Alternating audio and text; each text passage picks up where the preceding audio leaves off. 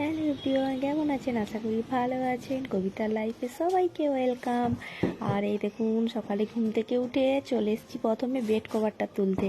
Bed কভারটা খুব একটা ময়লা হয় না, কিন্তু ছেলেরা তো খুব দুষ্টামি করে, তো সারাক্ষণ এটা হচ্ছে আমার বেডরুমের মধ্যে সবসময় ওদের আমার বিছানার উপরে শোয়া খাওয়া ওদের দুষ্টামি সবসময় লেগেই আছে।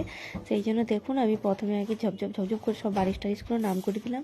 দিয়ে এই গদির উপরে না একটা কাঁথা পাতা থাকে, নাহলে না স্লিপ করে ভীষণ।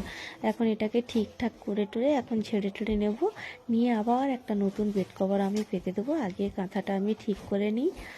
আর দেখুন, সারাদিন আমার এই সব কাজ করেই সময় কেটে যায়। জানি না আমার বন্ধুদের কতটা ভালো লাগে আমার ব্লগগুলো, কিন্তু আমার কিছু করার নেই। আমার কাজ আমাকে করে যেতে হবে। সফল হতে গেলে কষ্ট করতে হবে, ধৈর্য ধরতে হবে, মন স্থির রাখতে হবে।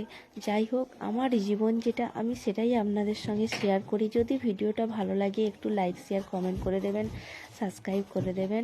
ঠিক আছে বন্ধুরা, দেখুন চারদিক খুঁজে টুজে নিয়েছি। এখন একটু বিছানাটা আমি একটু কাঁথাটা ঝেড়ে নেব।